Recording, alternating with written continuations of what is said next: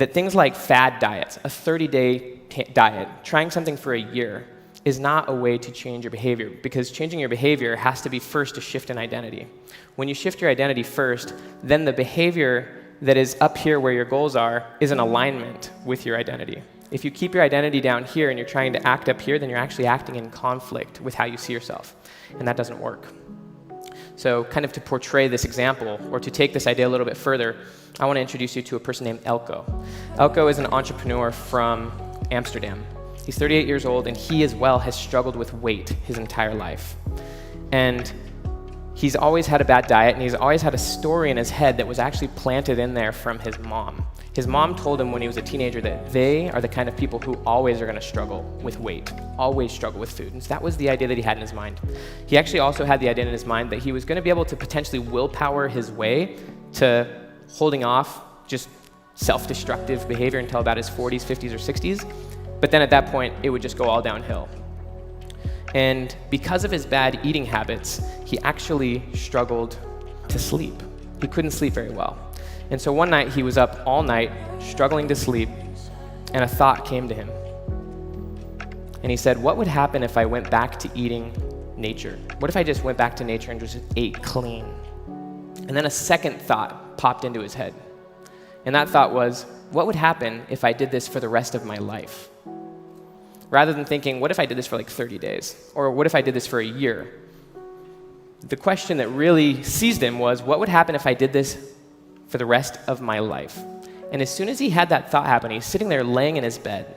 And all of a sudden, he has like this vision, this picture in his mind of himself in his 90s, totally vibrant, totally healthy. He sees himself with his kids, his grandkids.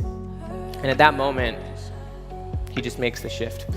From that moment, he saw what was possible.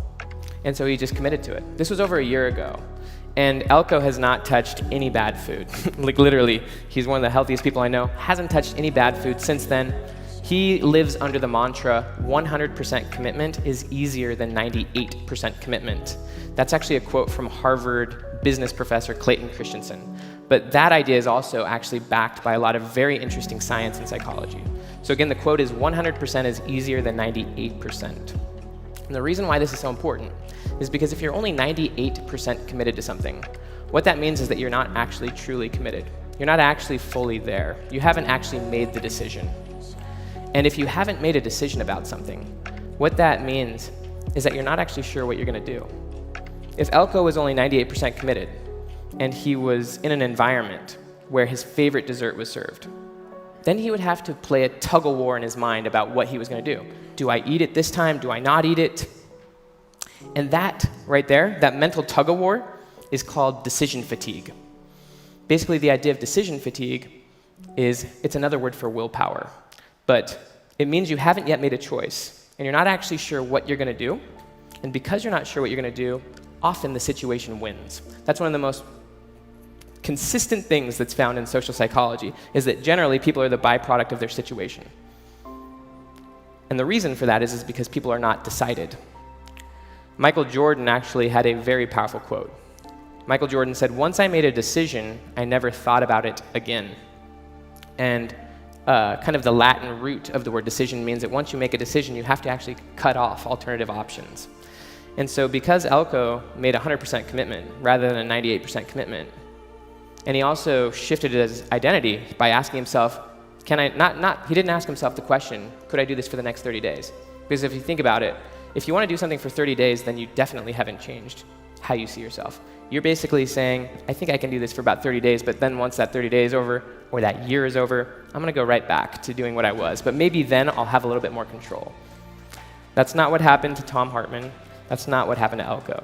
And as a result, those two people, they made a fundamental, a permanent shift. And because of that permanent shift, their behavior just went in line. I actually told the story of Elko to my friend. His name is Nate Lambert. He was actually one of my professors. And Nate has also struggled with his weight his entire life. And Nate and I were doing a 1-year sugar-free fast because Nate wanted to go sugar-free. Again, he had struggled with his weight his whole life. And I knew that it's a lot easier for me to do something if someone like him is already doing it. He's a very motivated individual. But it's also easier to do something like that in twos.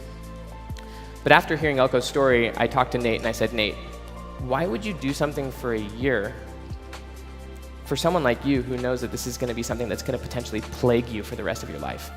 He's like 38 years old. He's struggled with this his whole life. I said, why would you just do this for a year? What's going to happen a year from now?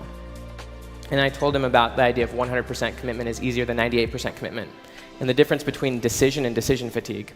Decision is the opposite of decision fatigue. Once you've actually made the decision, you no longer have to play the mental tug-of-war. For example, if you make a decision about when you're going to wake up the next day, you don't push the snooze button. If you haven't made the decision the night before, then when the alarm goes off, you're not really sure what you're going to do. Willpower often does not work. And so because of that epiphany, that idea, Nate just sat with his wife. He made a list of the pros and cons of going refined sugar-free for the rest of his life.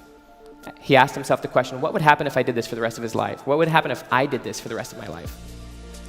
The list of cons was there, you know. There were certain social gatherings that he would miss. He would miss on some of the things, but the list of pros was fundamental. And the biggest pro was that he would no longer have to think about it again. Psychologists have found that on average, people have about 50,000 thoughts a day. And Nate said that about 40,000 of those thoughts were about food. He couldn't stop thinking about it.